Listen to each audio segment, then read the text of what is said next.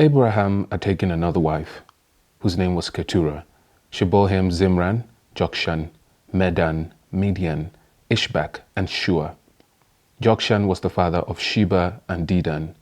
The descendants of Dedan were the Ashurites, the Lethushites, and the Lumites.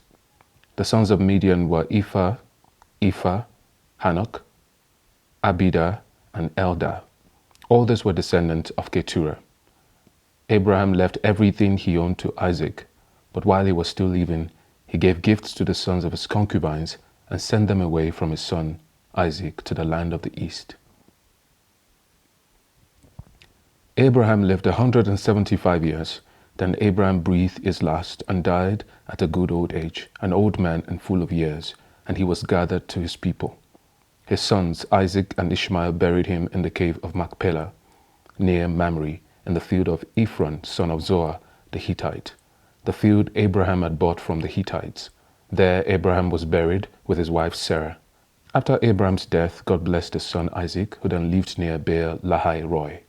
This is the account of the family line of Abraham's son Ishmael, whom Sarah's slave Hagar the Egyptian bore to Abraham. These are the names of the sons of Ishmael, listed in the order of their birth. Nebaioth, the firstborn of Ishmael, Kedar, Adbeel, Mibsam, Mishma, Duma, Massa, Hadad, Tema, Jetor, Naphish, and Kedemah.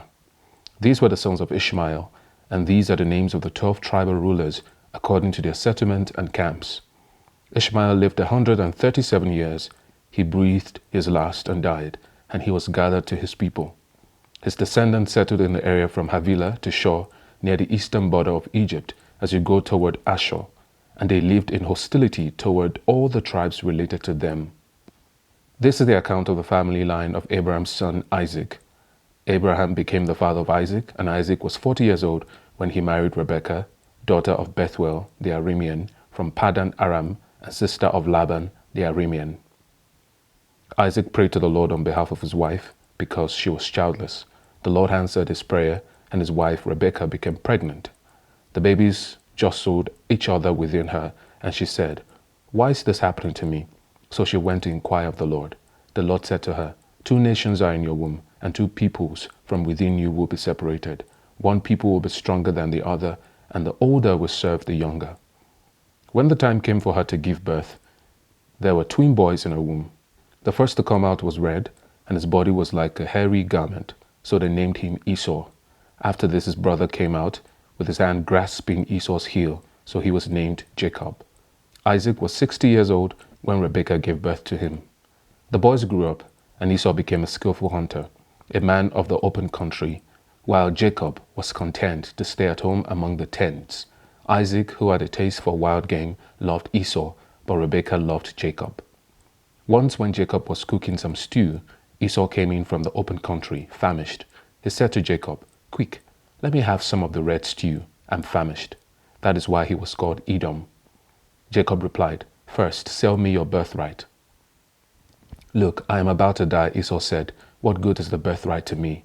But Jacob said, "Swear to me first." So he swore an oath to him, selling his birthright. Then Jacob gave Esau some bread and some lentil stew. He ate and drank and then got up and left. So Esau despised his birthright. Now there was a famine in the land besides the previous famine in Abraham's time. And Isaac went to Abimelech, king of the Philistines, in Gerar. The Lord appeared to Isaac and said, "Do not go down to Egypt. Live in the land where I tell you to live. Stay in this land for a while, and I will be with you and will bless you. For to you and your descendants I will give all these lands, and will confirm the oath I swore to your father Abraham. I will make your descendants as numerous as the stars in the sky, and will give them all these lands, and through your offspring all nations on earth will be blessed, because Abraham obeyed me and did everything I required of him, keeping my commands, my decrees, and my instructions." So Isaac stayed in Gerar. When the men of that place asked him about his wife, he said, "She is my sister," because he was afraid to say, "She is my wife." He thought, "The men of this place might kill me on account of Rebekah, because she is beautiful." When Isaac had been there a long time, Abimelech, king of the Philistines, looked down from a window and saw Isaac caressing his wife Rebekah. So Abimelech summoned Isaac and said, She is really your wife. Why did you say she is my sister?" Isaac answered, "Because I thought I might lose my life on account of her." Then Abimelech said, "What is this you have done to us? One of the men might have slept with your wife, and you would have brought guilt upon us." So Abimelech gave orders to all the people, "Anyone who harms this man or his wife will surely be put to death." Isaac planted crops in that land, and the same year reaped 100-fold, because the Lord blessed him. The man became rich, and his wealth continued to grow until he became very wealthy. He had so many flocks and herds and servants that the Philistines envied him. So all the wells that his father's servants had dug in the time of his father Abraham, the Philistines stopped up, filling them with earth. Then Abimelech said to Isaac, "Move away from us. You have become too powerful for us." So Isaac moved away from there and encamped in the valley of Gerar, where he settled. Isaac reopened the wells that had been dug in the time of his father Abraham, which the Philistines had stopped up after Abraham died, and he gave them the same names his father had given them. Isaac's servants dug in the valley and discovered a well of fresh water there. But the herders of Gerar quarreled with those of Isaac and said, "The water is ours." So he named the well Esek, because they disputed with him. Then they dug another well, but they quarreled over that one also, so he named it Sitnah.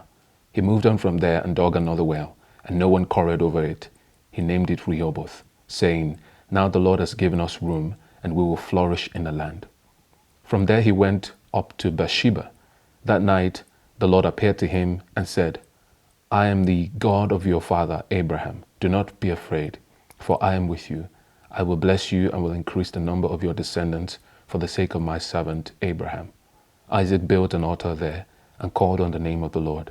There he pitched his tent, and there his servants dug a well.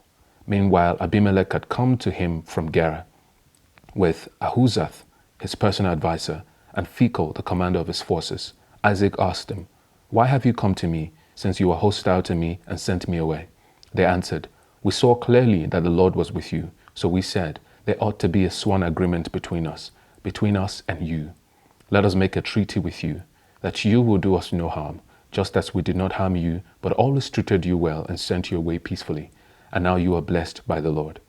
Isaac then made a feast for them, and they ate and drank. Early the next morning the men swore an oath to each other. Then Isaac sent them on their way, and they went away peacefully. That day Isaac's servants came and told him about the well they had dug.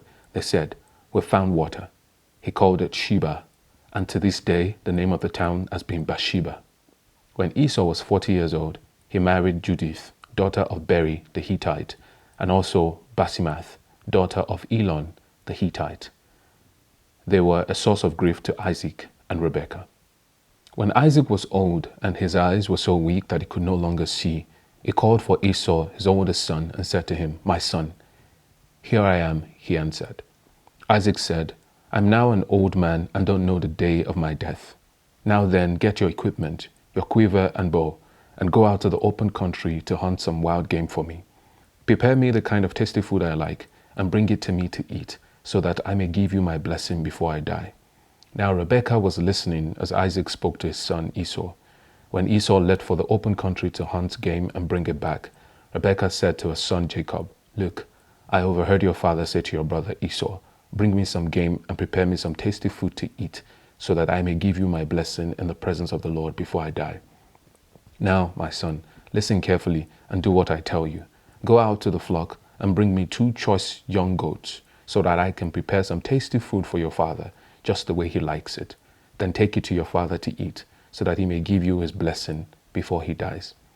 Jacob said to Rebekah his mother, "But my brother Esau is a hairy man, while I have smooth skin. What if my father touches me? I would appear to be tricking him and would bring down a curse on myself rather than a blessing." His mother said to him, "My son, let the curse fall on me. Just do what I say. Go and get them for me." So he went and got them and brought them to his mother, and she prepared some tasty food, just the way his father liked it. Then Rebekah took the best clothes of Esau, her older brother, which she had in the house, and put them on her younger brother Jacob. She also covered his hands and the smooth part of his neck with the goat skins. Then she handed to her son Jacob the tasty food and the bread she had made. He went to his father and said, "My father." "Yes, my son," he answered. "Who is it?" Jacob said to his father, I am Esau, your firstborn. I have done as you told me. Please sit up and eat some of my game, so that you may give me your blessing. Isaac asked the son, How did you find it so quickly, my son? The Lord your God gave me success, he replied. Then Isaac said to Jacob, Come near so that I can touch you, my son, to know whether you really are my son Esau or not. Jacob went close to his father Isaac, who touched him and said, The voice is the voice of Jacob, but the hands are the hands of Esau. He did not recognize him, for his hands were hairy like those of his brother Esau. So he proceeded to bless him. Are you really my son, Esau? He asked. I am, he replied. Then he said, My son, bring me some of your game to eat, so that I may give you my blessing. Jacob brought it to him, and he ate. And he brought some wine, and he drank. Then his father Isaac said to him, Come here, my son, and kiss me. So he went to him and kissed him. When Isaac caught the smell of his clothes, he blessed him and said, Ah, the smell of my son is like the smell of a field that the Lord has blessed. May God give you heaven's dew and earth's richness, an abundance of grain and new wine. May nations serve you, and peoples bow down to you. Be Lord over your brothers, and may the sons of your mother bow down to you. May those who curse you be cursed, and those who bless you be blessed. After Isaac finished blessing him, and Jacob had scarcely left his father's presence, his brother Esau came in from hunting. He too prepared some tasty food and brought it to his father. Then he said to him, My father, please sit up and eat some of my game, so that you may give me your blessing. His father asked him, Who are you? I am your son, he answered, your firstborn, Esau. Isaac trembled violently and said, Who was it then that hunted game and brought it to me? I ate it just before you came, and I blessed him, and indeed he will be blessed. When Esau heard his father's words, he burst out with a loud and bitter cry, and said to his father, Bless me too, my father. But he said, Your brother came deceitfully and took your blessing. Esau said, Isn't he rightly named Jacob? This is the second time he has taken advantage of me. He took my birthright, and now is taking my blessing. Then he asked, Haven't you reserved any blessing for me? Isaac answered Esau, I have made him lord over you, and have made all his relatives his servants, and I have sustained him with grain and new wine. What can I possibly do for you, my son? Esau said to his father, Do you have only one blessing, my father? Bless me too, my father. Then Esau wept aloud. His father Isaac answered him, Your dwelling will be away from the earth's richness, away from the dew of heaven above. You will live by the sword, and you will serve your brother. But when you grow restless, you will throw his yoke from off your neck. Esau held a grudge against Jacob because of the blessing his father had given him. He said to himself, The days of mourning for my father are near. Then I will kill my brother Jacob. When Rebekah was told what her oldest son Esau had said, she sent for her younger son Jacob and said to him, Your brother Esau is planning to avenge himself by killing you. Now then, my son, do what I say. Flee at once to my brother Laban in Haran. Stay with him for a while until your brother's fury subsides. When your brother is no longer angry with you and forgets what you did to him, I'll send word for you to come back from there. Why should I lose both of you in one day? Then Rebekah said to Isaac, I'm disgusted with living because of these Hittite women. If Jacob takes a wife from among the women of this land, from Hittite women like this, my life will not be worth living. So Isaac called for Jacob and blessed him. Then he commanded him, Do not marry a Canaanite woman. Go at once to Paddan Aram, to the house of your mother's father Bethuel. Take a wife for yourself there, from among the daughters of Laban, your mother's brother. May God Almighty bless you and make you fruitful and increase your numbers until you become a community of peoples. May he give you and your descendants the blessing given to Abraham, so that you may take possession of the land where you now reside as a foreigner, the land God gave to Abraham. Then Isaac sent Jacob on his way, and he went to Paddan Aram, to Laban, son of Bethuel the Aramean, the brother of Rebekah, who was the mother of Jacob and Esau. Now Esau learned that Isaac had blessed Jacob and had sent him to Paddan Aram to take a wife from there, and that when he blessed him, he commanded him, Do not marry a Canaanite woman, and that Jacob had obeyed his father and mother and had gone to Paddan Aram. Esau then realized how displeasing the Canaanite women were to his father Isaac, so he went to Ishmael and married Mahalath, the sister of Nebaioth, the daughter of Ishmael, son of Abraham, in addition to the wives he already had. Jacob left Beersheba and set out for Haran. When he reached a certain place, he stopped for the night because the sun had set. Taking one of the stones there, he put it under his head and lay down to sleep. He had a dream in which he saw a stairway resting on the earth, with its top reaching to heaven, and the angels of God were ascending and descending on it. There above it stood the Lord and said, I am the Lord, the God of your father Abraham, the God of Isaac. I will give you and your descendants the land on which you are lying. Your descendant will be like the dust of the earth, and you will spread out to the west and to the east, to the north and to the south. All peoples on earth will be blessed through you and your offspring. I am with you and will watch over you wherever you go, and I will bring you back to this land. I will not leave you until I have done what I have promised you. When Jacob awoke from his sleep, he thought, surely the Lord is in this place, and I was not aware of it. He was afraid and said, how awesome is this place! This is none other than the house of God. This is the gate of heaven. Early the next morning, Jacob took the stone he had placed under his head and set it up as a pillar and poured oil on top of it. He called the place Bethel, though the city used to be called Luz. Then Jacob made a vow, saying, if God will be with me and will watch over me on this journey I am taking, and give me food to eat and clothes to wear, so that I return safely to my father's household, then the Lord will be my God, and this stone that I have set up as a pillar will be God's house, and of all that you give me, I will give you a tenth. Then Jacob continued on his journey and came to the land of the eastern peoples. There he saw a well in the open country, with 3 flocks of sheep lying near it, because the flocks were watered from that well. The stone over the mouth of the well was large. When all the flocks were gathered there, the shepherds would roll the stone away from the well's mouth and water the sheep. Then they would return the stone to its place over the mouth of the well. Jacob asked the shepherds, my brothers, where are you from? We're from Haran, they replied. He said to them, do you know Laban, Nahor's grandson? Yes, we know him, they answered. Then Jacob asked them, is he well? Yes, he is, they said, and here comes his daughter Rachel with the sheep. Look, he said, the sun is still high. It is not time for the flocks to be gathered. Water the sheep and take them back to pasture. We can't, they replied, until all the flocks are gathered and the stone has been rolled away from the mouth of the well. Then we will water the sheep. While he was still talking with them, Rachel came with her father's sheep, for she was a shepherd. Then Jacob saw Rachel, daughter of his uncle Laban, and Laban's sheep. He went over and rolled the stone away from the mouth of the well and watered his uncle's sheep. Then Jacob kissed Rachel and began to weep aloud. He had told Rachel that he was a relative of her father and the son of Rebekah, so she ran and told her father. As soon as Laban heard the news about Jacob, his sister's son, he hurried to meet him. He embraced him and kissed him and brought him to his home. And there Jacob told him all these things. Then Laban said to him, you are my own flesh and blood. After Jacob had stayed with him for a whole month, Laban said to him, just because you are a relative of mine, should you work for me for nothing? Tell me what your wages should be. Now Laban had 2 daughters.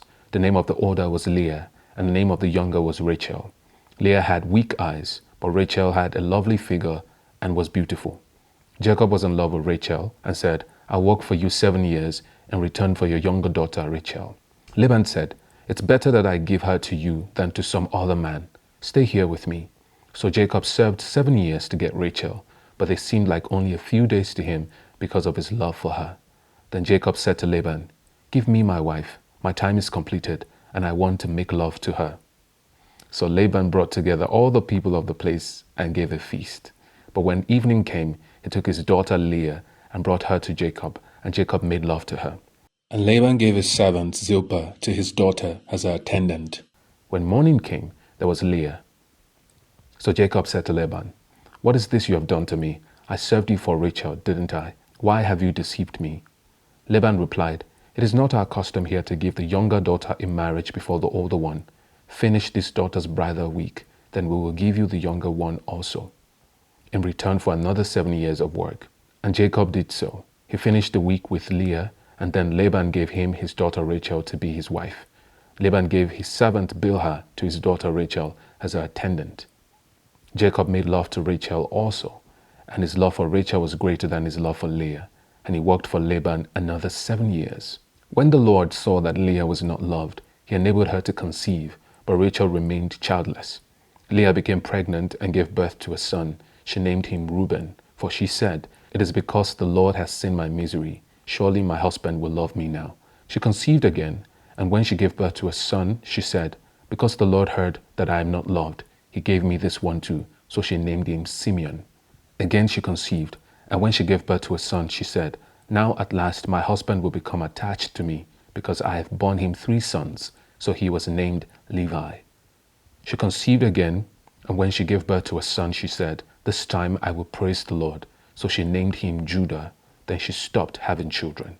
When Rachel saw that she was not bearing Jacob any children, she became jealous of her sister. So she said to Jacob, Give me children, or I'll die. Jacob became angry with her and said, Am I in the place of God, who has kept you from having children? Then she said, Here is Bilhah, my servant. Sleep with her, so that she can bear children for me, and I too can build a family through her. So she gave him her servant Bilhah as a wife. Jacob slept with her, and she became pregnant and bore him a son. Then Rachel said, God has vindicated me. He has listened to my plea and given me a son. Because of this she named him Dan. Rachel's servant Bilhah conceived again and bore Jacob a second son. Then Rachel said, I have had a great struggle with my sister, and I have won. So she named him Naphtali. When Leah saw that she had stopped having children, she took her servant Zilpah and gave her to Jacob as a wife. Leah's servant Zilpah bore Jacob a son. Then Leah said, What good fortune! So she named him Gad. Leah's servant Zilpah bore Jacob a second son. Then Leah said, How happy I am! The women will call me happy. So she named him Asher. During wheat harvest, Reuben went out into the fields and found some mandrake plants, which he brought to his mother Leah. Rachel said to Leah, Please give me some of your son's mandrakes. But she said to her, Wasn't it enough that you took away my husband? Will you take my son's mandrakes too? Very well, Rachel said, He can sleep with you tonight in return for your son's mandrakes. So when Jacob came in from the fields that evening, Leah went out to meet him. You must sleep with me, she said. I have hired you with my son's mandrakes. So he slept with her that night. God listened to Leah, and she became pregnant and bore Jacob a 5th son. Then Leah said, God has rewarded me for giving my servant to my husband. So she named him Issachar. Leah conceived again and bore Jacob a 6th son. Then Leah said, God has presented me with a precious gift. This time my husband will treat me with honor, because I have borne him 6 sons. So she named him Zebulun. Some time later she gave birth to a daughter and named her Dinah. Then God remembered Rachel. He listened to her and enabled her to conceive. She became pregnant and gave birth to a son and said, God has taken away my disgrace. She named him Joseph and said, May the Lord add to me another son. After Rachel gave birth to Joseph, Jacob said to Laban, Send me on my way so that I can go back to my own homeland. Give me my wives and children for whom I have served you, and I will be on my way. You know how much work I have done for you. But Laban said to him, If I have found favor in your eyes, please stay. I have learned by divination that the Lord has blessed me because of you. He added, Name your wages and I will pay them. Jacob said to him, You know how I have worked for you and how your livestock has fed under my care. The little you had before I came has increased greatly, and the Lord has blessed you wherever I have been. But now, when may I do something for my own household? What shall I give you? He asked. Don't give me anything, Jacob replied. But if you will do this one thing for me, I will go on tending your flocks and watching over them. Let me go through all your flocks today and remove from them every speckled or spotted sheep, every dark-colored lamb, and every spotted or speckled goat. They will be my wages. And my honesty will testify for me in the future whenever you check on the wages you have paid me. Any goat in my possession that is not speckled or spotted, or any lamb that is not dark-colored will be considered stolen. Agreed, said Laban. Let it be as you have said. That same day he removed all the male goats that were streaked or spotted, and all the speckled or spotted female goats, all that had white on them, and all the dark-colored lambs, and he placed them in the care of his sons. Then he put a 3-day journey between himself and Jacob, while Jacob continued to tend the rest of Laban's flocks. Jacob, however, took fresh-cut branches from poplar, almond, and plane trees and made white stripes on them by peeling the bark and exposing the white inner wood of the branches. Then he placed the peeled branches in all the watering troughs so that they would be directly in front of the flocks when they came to drink. When the flocks were in heat and came to drink, they mated in front of the branches, and they bore young that were streaked or speckled or spotted. Jacob set apart the young of the flock by themselves, but made the rest face the streaked and dark-colored animals that belonged to Laban. Thus he made separate flocks for himself and did not put them with Laban's animals. Whenever the stronger females were in heat, Jacob would place the branches in a rows in front of the animals so that they would mate near the branches. But if the animals were weak, he would not place them there. So the weak animals went to Laban and the strong ones to Jacob. In this way the man grew exceedingly prosperous and came to own large flocks and female and male servants and camels and donkeys. Jacob heard that Laban's sons were saying, "Jacob has taken everything our father owned and has gained all this wealth from what belonged to our father." And Jacob noticed that Laban's attitude toward him was not what he had been. Then the Lord said to Jacob, "Go back to the land of your fathers and to your relatives, and I will be with you." So Jacob sent word to Rachel and Leah to come out to the fields where his flocks were. He said to them, "I see that your father's attitude towards me is not what it was before, but the God of my father has been with me. You know that I have worked for your father with all my strength, yet your father has cheated me by changing my wages 10 times. However, God has not allowed him to harm me. If he said, 'The speckled ones will be your wages,' then all the flocks give birth to a speckled young. And if he said, 'The streaked ones will be your wages,' then all the flocks bore streaked young. So God has taken away your father's livestock and has given them to me. In breeding season, I once had a dream in which I looked up and saw that the male goats mating with the flocks were streaked, speckled, or spotted. The angel of God said to me in the dream, 'Jacob.' I answered, 'Here I am.' And he said, 'Look up and see that all the male goats mating with the flock are streaked, speckled, or spotted, for I have seen all that Laban has been doing to you. I am the God of Bethel, where you anointed a pillar and where you made a vow to me. Now leave this land at once and go back to your native land.' Then Rachel and Leah replied, 'Do we still have any share in the inheritance of our father's estate? Does he not regard us as foreigners? Not only has he sold us, but he has used double what was paid for us. Surely all the wealth that God took away from our father belongs to us and our children, so do whatever God has told you.' Then Jacob put his children and his wives on camels, and he drove all his livestock ahead of him, along with all the goods he had accumulated in Paddan Aram, to go to his father Isaac in the land of Canaan. When Laban had gone to shear his sheep, Rachel stole her father's household gods. Moreover, Jacob deceived Laban the Aramean by not telling him he was running away. So he fled with all he had, crossed the Euphrates River, and headed for the hill country of Gilead. On the third day, Laban was told that Jacob had fled, taking his relatives with him. He pursued Jacob for 7 days and caught up with him in the hill country of Gilead. Then God came to Laban the Aramean in a dream at night and said to him, 'Be careful not to say anything to Jacob, either good or bad.' Jacob had pitched his tent in the hill country of Gilead when Laban overtook him, and Laban and his relatives camped there too. Then Laban said to Jacob, 'What have you done? You've deceived me, and you've carried off my daughters like captives in war. Why did you run off secretly and deceive me? Why didn't you tell me so I could send you away with joy and singing to the music of timbrels and harps? You didn't even let me kiss my grandchildren and my daughters goodbye. You have done a foolish thing. I have the power to harm you, but last night the God of your father said to me, "Be careful not to say anything to Jacob, either good or bad." Now you have gone off because you longed to return to your father's household, but why did you steal my gods?" Jacob answered Laban, "I was afraid, because I thought you would take your daughters away from me by force. But if you find anyone who has your gods, that person shall not live. In the presence of our relatives, see for yourself whether there is anything of yours here with me, and if so, take it." Now Jacob did not know that Rachel had stolen the gods. So Laban went into Jacob's tent, and into Leah's tent, and into the tent of the 2 female servants, but he found nothing. After he came out to Leah's tent, he entered Rachel's tent. Now Rachel had taken the household gods and put them inside her camel's saddle and was sitting on them.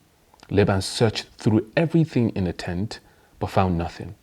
Rachel said to her father, "Don't be angry, my lord, that I cannot stand up in your presence. I'm having my period." Jacob was angry and took Laban to task. "What is my crime?" he asked Laban. "How have I wronged you that you hunt me down? Now that you have searched through all my goods, what have you found that belongs to your household? Put it here in front of your relatives and mine, and let them judge between the 2 of us. I have been with you for 20 years now. Your sheep and goats have not miscarried, nor have I eaten rams from your flocks. I did not bring you animals torn by wild beasts. I bore the loss myself, and you demanded payment from me for whatever was stolen by day or night. This was my situation. The heat consumed me in the daytime and the cold at night, and the sleep fled from my eyes. It was like this for the 20 years I was in your household. I worked for you 14 years for your 2 daughters, and 6 years for your flocks, and you changed my wages 10 times. If the God of my father, the God of Abraham, and the fear of Isaac had not been with me, you would surely have sent me away empty-handed. But God has seen my hardship and the toil of my hands, and last night he rebuked you. Laban answered Jacob, The women are my daughters, the children are my children, and the flocks are my flocks. All you see is mine. Yet what can I do today about these daughters of mine, or about the children they have borne? Come now, let's make a covenant, you and I, and let it serve as a witness between us. So Jacob took a stone and set it up as a pillar.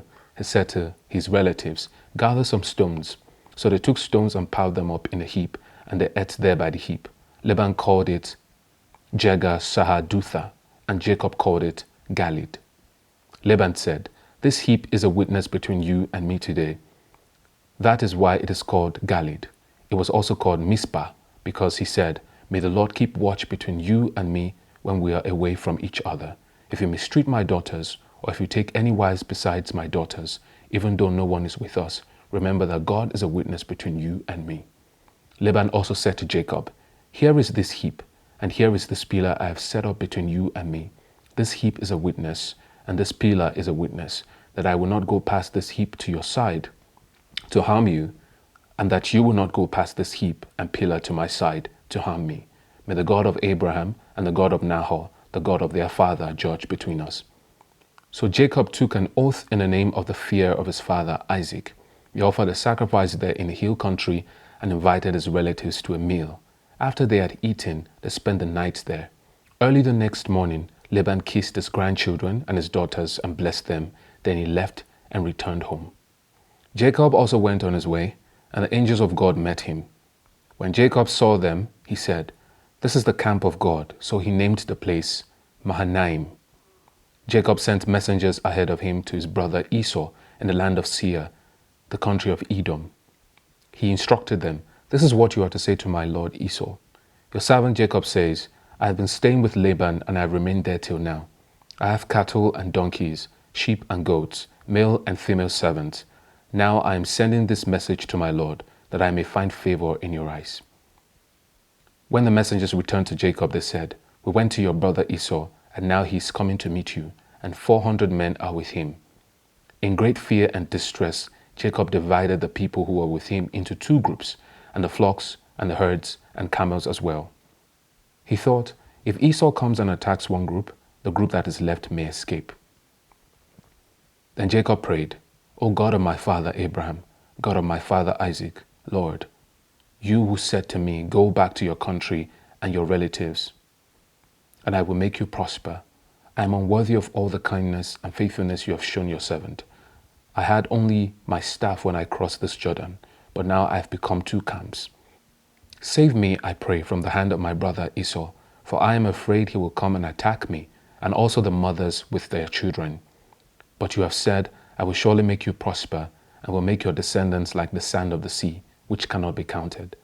They spent the night there, and from what he had with him, he selected a gift for his brother Esau: 200 female goats and 20 male goats, 200 ewes and 20 rams, 30 female camels with their young, 40 cows and 10 bulls, and 20 female donkeys and 10 male donkeys. He put them in the care of his servants, each herd by itself, and said to his servants, Go ahead of me and keep some space between the herds. He instructed the one in the lead, When my brother Esau meets you and asks, Who do you belong to, and where are you going, and who owns all these animals in front of you? Then you are to say, They belong to your servant Jacob. They are a gift sent to my lord Esau, and he is coming behind us. He also instructed the second, the third, and all the others who follow the herds. You are to say the same thing to Esau when you meet him. And be sure to say, Your servant Jacob is coming behind us. For he thought, I will pacify him with this gift I am sending on ahead. Later, when I see him, perhaps he will receive me. So Jacob's gift went on ahead of him, but he himself spent the night in the camp. That night Jacob got up and took his 2 wives, his 2 female servants, and his 11 sons, and crossed the ford of the Jabbok. After he had sent them across the stream, he sent over all his possessions. So Jacob was left alone, and the man wrestled with him till daybreak. When the man saw that he could not overpower him, he touched the socket of Jacob's hip, so that his hip was wrenched as he wrestled with the man. Then the man said, "Let me go, for it is daybreak." But Jacob said, "I will not let you go unless you bless me." The man asked him, "What is your name?" "Jacob," he answered. Then the man said, "Your name will no longer be Jacob, but Israel, because you have struggled with God and with humans and have overcome." Jacob said, "Please tell me your name." But he replied, "Why do you ask my name?" Then he blessed him there. So Jacob called the place Peniel, saying, "It is because I saw God face to face, and yet my life was spared." The sun rose above him as he passed Peniel, and he was limping because of his hip. Therefore, to this day, the Israelites do not eat the tendon attached to the socket of the hip, because the socket of Jacob's hip was touched near the tendon. Jacob looked up, and there was Esau coming with 400 men. So he divided the children among Leah, Rachel, and the 2 female servants. He put the female servants and their children in front, Leah and her children next, and Rachel and Joseph in the rear. He himself went on ahead and bowed down to the ground 7 times as he approached his brother. But Esau ran to meet Jacob and embraced him. He threw his arms around his neck and kissed him, and they wept. Then Esau looked up and saw the women and children. "Who are these with you?" he asked. Jacob answered, "They are the children God has graciously given your servant." Then the female servant and their children approached and bowed down. Next, Leah and her children came and bowed down. Last of all came Joseph and Rachel, and they too bowed down. Esau asked, "What's the meaning of all these flocks and herds I met?" "To find favor in your eyes, my lord," he said. But Esau said, "I already have plenty, my brother. Keep what you have for yourself." "No, please," said Jacob. "If I have found favor in your eyes, accept these gifts from me. For to see your face is like seeing the face of God, now that you have received me favorably. Please accept the present that was brought to you, for God has been gracious to me, and I have all I need." And because Jacob insisted, Esau accepted it. Then Esau said, "Let us be on our way. I'll accompany you." But Jacob said to him, "My Lord knows that the children are tender, and I must care for the ewes and cows that are nursing their young. If they are driven hard just one day, all the animals will die. So let my Lord go ahead of his servant, while I move along slowly to the pace of the flocks and herds before me, and the pace of the children, until I come to my Lord in Seir." Esau said, "Then let me leave some of my men with you." "But why do that?" Jacob asked. "Just let me find favor in the eyes of my Lord." So that day Esau started on his way back to Seir. Jacob, however, went to Succoth, where he built a place for himself and made shelters for his livestock. That is why the place is called Succoth. After Jacob came from Paddan Aram, he arrived safely at the city of Shechem in Canaan and camped within sight of the city. For 100 pieces of silver he bought from the sons of Hamor, the father of Shechem, the plot of ground where he pitched his tent. There he set up an altar and called it El Elohi Israel. Now Dinah, the daughter Leah had born to Jacob, went out to visit the women of the land. When Shechem, son of Hamor, the Hivite, the ruler of the area, saw her, he took her and raped her. His heart was drawn to Dinah, daughter of Jacob. He loved the young woman and spoke tenderly to her. And Shechem said to his father, Hamor, "Give me this girl as my wife." When Jacob heard that his daughter Dinah had been defiled, his sons were in the fields with his livestock, so he did nothing about it until they came home. Then Shechem's father Hamor went out to talk with Jacob. Meanwhile, Jacob's sons had come in from the fields as soon as they heard what had happened. They were shocked and furious because Shechem had done an outrageous thing in Israel by sleeping with Jacob's daughter, a thing that should not be done. But Hamor said to them, "My son Shechem has his heart set on your daughter. Please give her to him as his wife. Intermarry with us, give us your daughters, and take our daughters for yourselves. You can settle among us. The land is open to you. Live in it, trade in it, and acquire property in it." Then Shechem said to Dinah's father and brothers, "Let me find favor in your eyes, and I will give you whatever you ask. Make the price for the bride and the gift I am to bring as great as you like, and I'll pay whatever you ask. Only give me the young woman as my wife." Because their sister Dinah had been defiled, Jacob's sons replied deceitfully as they spoke to Shechem and his father Hamor. They said to them, "We can't do such a thing. We can't give our sister to a man who is not circumcised. That would be a disgrace to us. We will enter into an agreement with you on one condition only, that you become like us by circumcising all your males. Then we will give you our daughters and take your daughters for ourselves. We'll settle among you and become one people with you. But if you will not agree to be circumcised, we'll take our sister and go." The proposal seemed good to Hamor and his son Shechem. The young man, who was the most honored of all his father's family, lost no time in doing what they said, because he was delighted with Jacob's daughter. So Hamor and his son Shechem went to the gate of their city to speak to the men of their city. "These men are friendly towards us," they said. "Let them live in our land and trade in it. The land has plenty of room for them. We can marry their daughters and they can marry ours. But the men will agree to live with us as one people only on the condition that our males be circumcised as they themselves are. Won't their livestock, their property, and all their other animals become ours? So let us agree to their terms, so they will settle amongst us." All the men who went out of the city gate agreed with Hamor and his son Shechem, and every male in the city was circumcised. 3 days later, while all of them were still in pain, two of Jacob's sons, Simeon and Levi, Dinah's brothers, took their swords and attacked the unsuspecting city, killing every male. They put Hamor and his son Shechem to the sword and took Dinah from Shechem's house and left. The sons of Jacob came upon the dead bodies and looted the city where their sister had been defiled. They seized their flocks and herds and donkeys and everything else of theirs in the city and out in the fields. They carried off all their wealth and all their women and children, taking as plunder everything in the houses. Then Jacob said to Simeon and Levi, "You have brought trouble on me by making me obnoxious to the Canaanites and Perizzites, the people living in this land. We are few in number, and if they join forces against me and attack me, I and my household will be destroyed." But they replied, "Should he have treated our sister like a prostitute?" Then God said to Jacob, "Go up to Bethel and settle there, and build an altar there to God, who appeared to you when you were fleeing from your brother Esau." So Jacob said to his household and to all who were with him, "Get rid of the foreign gods you have with you, and purify yourselves and change your clothes. Then come, let us go up to Bethel, where I will build an altar to God, who answered me in the day of my distress, and who has been with me wherever I have gone." So they gave Jacob all the foreign gods they had, and the rings in their ears, and Jacob buried them under the oak at Shechem.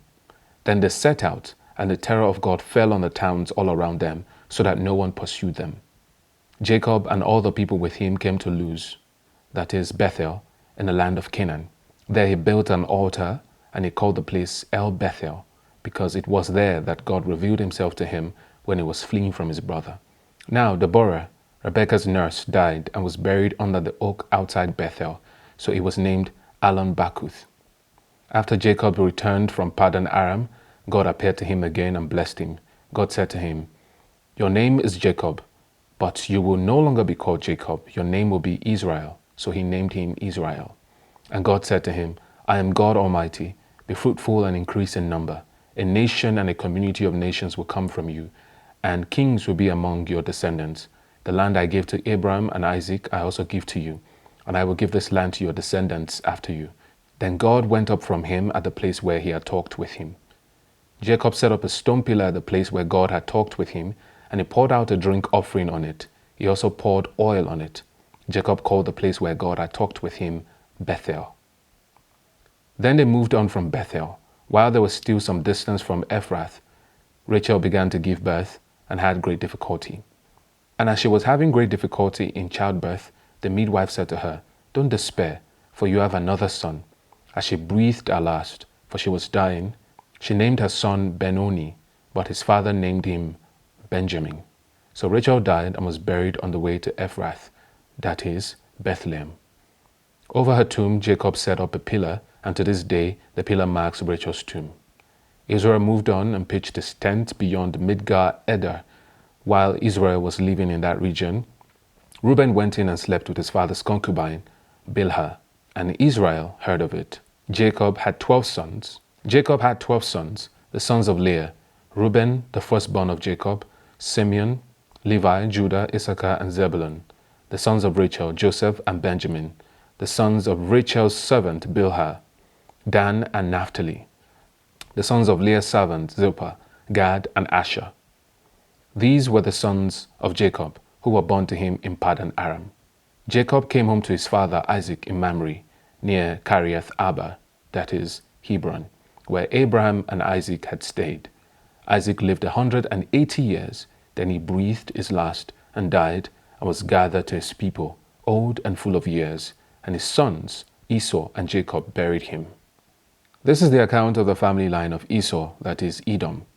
Esau took his wives from the women of Canaan, Ada, daughter of Elon the Hittite, and Oholibama, daughter of Anna, and granddaughter of Zibeon the Hivite, also Basemath, daughter of Ishmael, and sister of Nebaioth.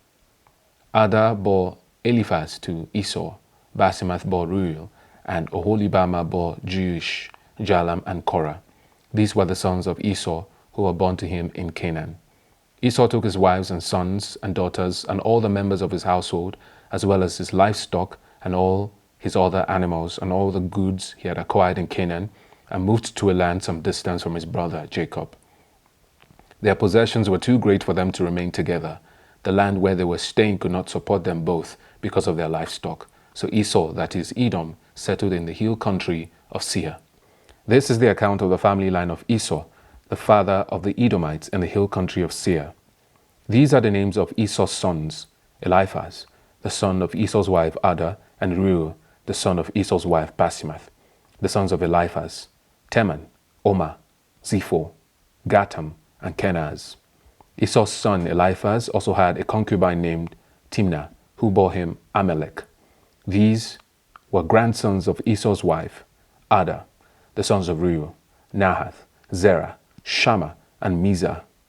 These were the grandsons of Esau's wife Basemath. The sons of Esau's wife Oholibama, daughter of Anna and granddaughter of Zibeon, whom she bore to Esau: Jeush, Jalam, and Korah. These were the chiefs among Esau's descendants, the sons of Eliphaz, the firstborn of Esau: chiefs Teman, Omar, Zepho, Kenaz, Korah, Gatam, and Amalek.